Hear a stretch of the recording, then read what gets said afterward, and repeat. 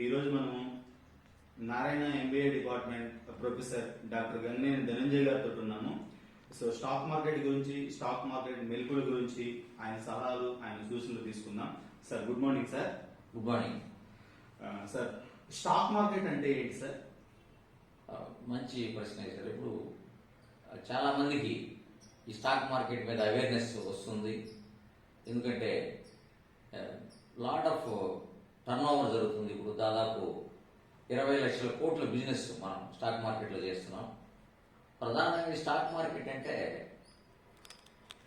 ఇది ఒక buying selling of shares జరుగుతుంది. అంటే ఈ స్టాక్ మార్కెట్ అంటే ఇది ఒక కూరగాయల మార్కెట్ లాంటిది. కాకపోతే ఇక్కడ వెజిటబుల్స్ బదులు మనం stocks or shares of the companies trade చేస్తుంటాం. షేర్స్ అంటే ఏంటంటే ఏ కంపెనీ ఉంటే దానికి ఒక part ownership of the business. So మనకి పెద్ద పెద్ద కంపెనీలు ఉన్నాయి, మనం చూస్తుంటాం. మన డైలీ యూసేజ్లో కూడా కాల్గేట్, తర్వాత అన్ని Reliance company, escorts company, Mahindra and Mahindra, Infosys, Tata companies, ఇటువంటి మనకు తెలిసినటువంటి కంపెనీసే వీటి యొక్క షేర్స్ అంటే వాళ్ళ పార్ట్ ఓనర్షిప్ని మనం స్టాక్ మార్కెట్లో అమ్మడం కొనడం చేస్తుంటాం, అంటే ట్రేడింగ్ చేస్తుంటాం అన్నమాట. అంటే కంపెనీస్కి డబ్బులు అవసరమైనప్పుడు అవి ప్రజల దగ్గర నుంచి సేకరించి పెట్టుకుంటాయి, ఆ షేర్స్ ఇష్యూ చేస్తాయి. ఈ షేర్స్ని మళ్ళీ ప్రజలు కానీ ఇన్వెస్టర్స్ని వాళ్ళు డబ్బులు కావాలంటే ఈ స్టాక్ మార్కెట్లోకి పోయి అమ్ముకుంటుంటారు.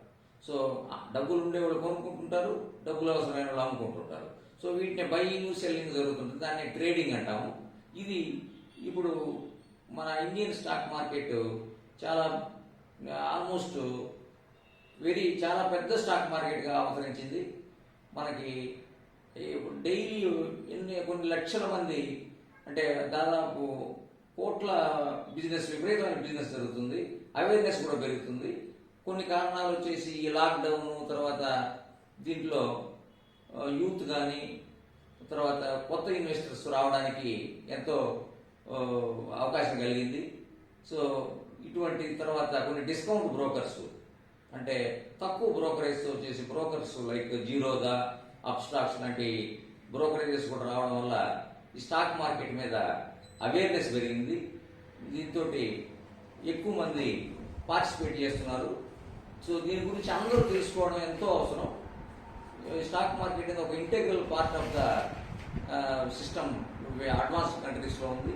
ఇప్పుడు మన కంట్రీలో కూడా ఆ విధమైన ఫైనాన్షియల్ సేవింగ్స్, అంటే సేవింగ్స్ ఒక రియల్ ఎస్టేట్, గోల్డ్ ఇటువంటి వాటి మీద కాకుండా కొంత స్టాక్ మార్కెట్ కంపెనీస్, మంచి కంపెనీస్లో పెట్టడానికి కూడా ఎంతో అవసరం ఉంది. ఎందుకంటే కొంత రిస్క్ ఎలిమెంట్ అనేది మన ఇన్వెస్టర్స్ వాళ్ళ పోర్ట్ఫోలియోలో పెట్టుకోవాల్సిన అవసరం ఉంది. అన్ని సేఫ్ వే కాకుండా కొంత రిస్క్ పార్ట్ కూడా ఉంటే వాళ్ళ పోర్ట్ఫోలియో పెర్ఫార్మెన్స్ బాగుంటుంది అనేది నేను ఇప్పుడు మీకు చేయదలుచుకున్నాను. ఓకే సార్, స్టాక్ మార్కెట్ గురించి ఎంబీఏ స్టూడెంట్స్ ఎందుకు తెలుసుకోవాలి సార్?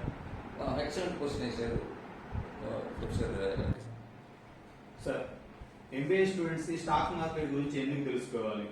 ఎక్సలెంట్ క్వశ్చన్ రెడ్డి గారు. ఇప్పుడు స్టాక్ మార్కెట్ అనేది ఈ మొత్తం బిజినెస్కే ఒక గుండెకాయల లాంటిది, అంటే ఒక హార్ట్ ఆఫ్ ద బిజినెస్ అని చెప్పొచ్చు మనం. ఎందుకంటే స్టాక్ మార్కెట్ని యాక్సెస్ చేసే business companies, corporates, listed companies stock మార్కెట్ని మీదే వాళ్ళ బిజినెస్ రన్ అవుతుంటుంది. షేర్ ప్రైస్ అనేది it is a biggest part of their financing. ఇప్పుడు షేర్ ప్రైస్ పెరగడం వల్ల కంపెనీస్ ఫండమెంటల్స్ కూడా ఇంప్రూవ్ అవుతుంటాయి. అంటే షేర్ ప్రైస్ పెరగడం వల్ల కంపెనీ ఫైనాన్సింగ్ కాస్ట్ తగ్గిపోతుంది. అంటే షేర్ ప్రైస్ పెరిగిందనుకోండి, వాళ్ళు రకరకాల ways of financing like rights issues, తర్వాత వాళ్ళ స్టేక్ సేల్. సపోజ్ మనం ఈ మధ్య చూసాం, రిలయన్స్ చూసాం.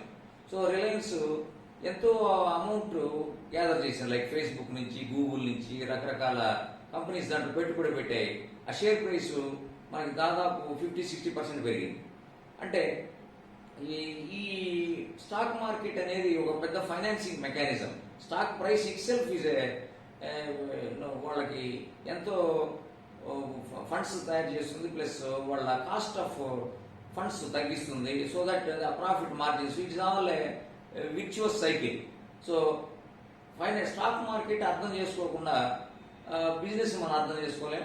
పర్టికులర్గా ఫైనాన్స్ స్టూడెంట్స్కి స్టాక్ మార్కెట్ మీద పూర్తి అవగాహన, ప్రతిరోజు ఏం జరుగుతుంది, ఎలా బిజినెస్ డెవలప్మెంట్స్ ఎలా ఉన్నాయి, ఇటువంటిది కానీ వాళ్ళు అర్థం చేసుకుంటే వాళ్ళు చదివే సబ్జెక్ట్ని లోతుగా అర్థం చేసుకోవడానికి, వాళ్ళు ప్రాక్టికల్ స్కిల్స్ డెవలప్ చేసుకోవడానికి, వాళ్ళు బయటికి వెళ్ళి వాటిని ఎక్స్ప్రెస్ చేయడానికి, కంపెనీస్లో ఇంప్లిమెంట్ చేయడానికి ఎంతో అవకాశం ఉంటుంది.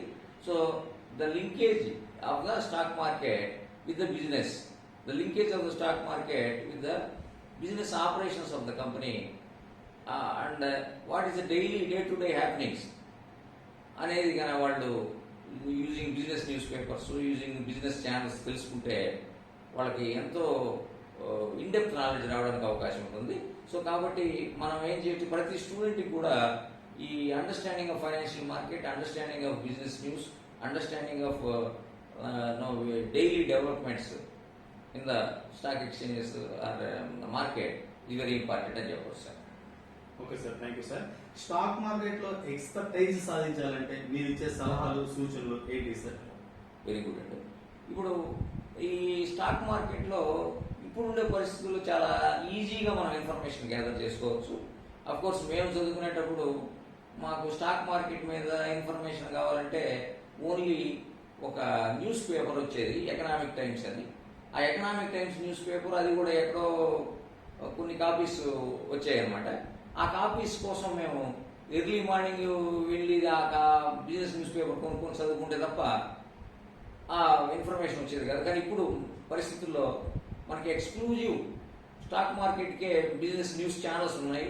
CNBC TV 18, ET now, NDTV profit అనేటువంటి 24 hours మనకి business news, stock market news, financial news వస్తుంటుంది. సో వాటిని చూసి ఆ తర్వాత websites, now we say that lot of information is there in the website. nscindia.com website, moneycontrol.com website, bsindia.com website, వీటిల్లో అంత information కూడా మనకి అవైలబిలిటీ ఉంది.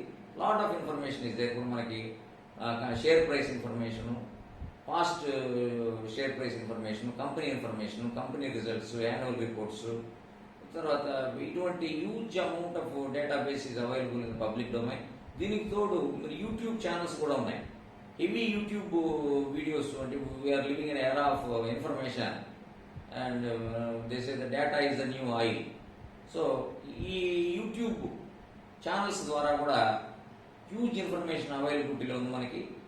ఈ యూట్యూబ్ ఛానల్స్లో కూడా మనం బేసిక్స్, తర్వాత దీన్ని ఎక్స్పర్టైజ్ డెవలప్ చేసుకోవచ్చు. ప్లస్ ఇప్పుడు నారాయణ ఎంబీఏలో మేము ఫైనాన్స్ ల్యాబ్ ఉంది. దీంట్లో స్టూడెంట్స్కి games, simulation games, stock market competitions conduct చేస్తున్నాము.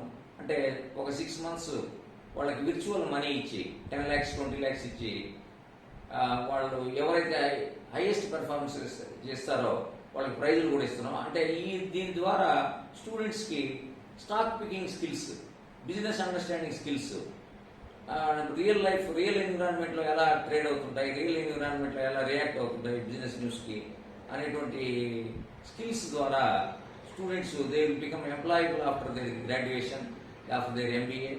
So this type of real time skills మేము డెవలప్ చేస్తున్నాం. అదేవిధంగా any MBA student can follow this free sources of information like websites, YouTube, and games, and like we have website, there is simulated games like Track Invest, తర్వాత Money Buy, ఇటువంటి games ద్వారా వాళ్ళ skills develop చేసుకోవచ్చు. ఈ విధంగా వాళ్ళు risk, return, ఇటువంటి portfolio, తర్వాత వీటి గురించి వాళ్ళు ఇన్డెప్త్ నాలెడ్జ్ డెవలప్ చేసుకోవడానికి అవకాశం. Okay sir, thank you sir. Stock మార్కెట్లో ఎంబీఏ విద్యార్థులకి ఎలాంటి ఉద్యోగ అవకాశాలు ఉంటాయి, వాళ్ళు ఎలా రాణించగలరు? ఎక్సలెంట్ గారు క్వశ్చన్ రెడ్డి గారు. ఇప్పుడు ది స్టాక్ మార్కెట్లో huge is like ocean, is huge amount of opportunities ఉన్నాయి మనకి. Suppose for example first number 1 వచ్చేసి ఈక్విటీ రీసెర్చ్ అంట. అంటే research side of the stock market.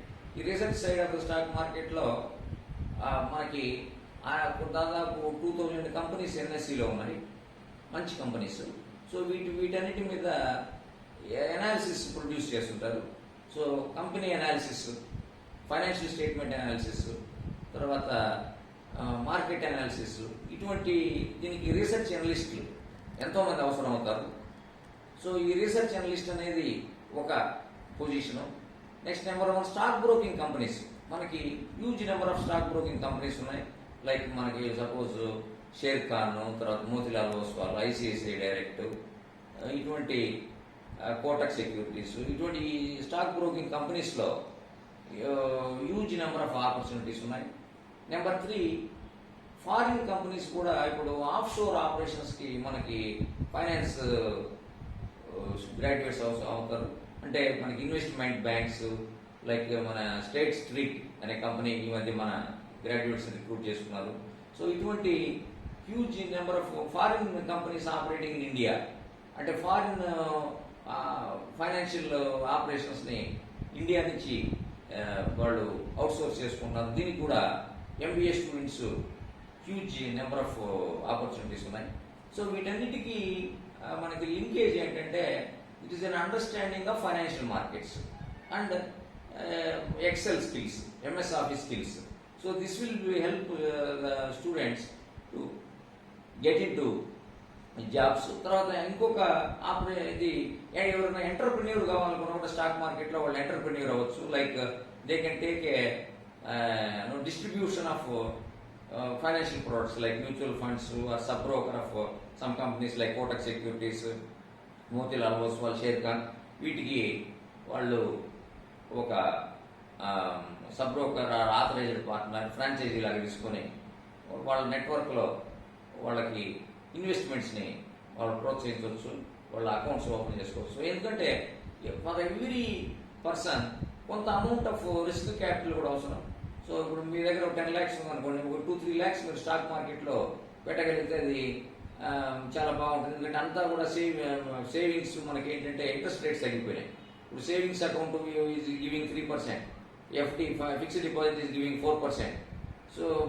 So కొంత అమౌంట్ మనం స్టాక్ మార్కెట్లో బిజినెసెస్లో కూడా ఇన్వెస్ట్ చేయాల్సిన అవసరం ఉంది. అంటే కొంత రిస్క్ తీసుకున్నా కూడా మనకి ఓవరాల్ పోర్ట్ఫోలియో, ఓవరాల్ బ్యాలెన్సింగ్లో అది బాగుంటుంది. కాబట్టి I always encourage some part of the savings should also go to the financial markets and invest in good companies, either for your long-term retirement or for long-term financial goals.